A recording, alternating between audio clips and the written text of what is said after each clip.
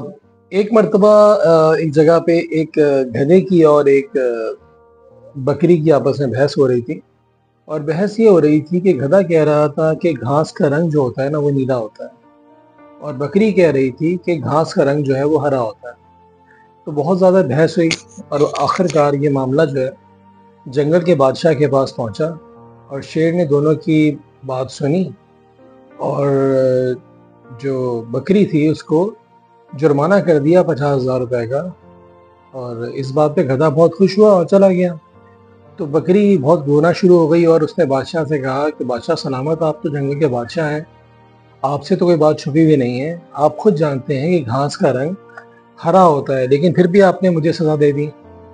तो बादशाह ने बड़े सोच के बाद जवाब दिया कि बकरी को कि तुम्हें सज़ा इस बात की नहीं मिली कि सज़ा कि घास का रंग हरा होता है या नीला होता है।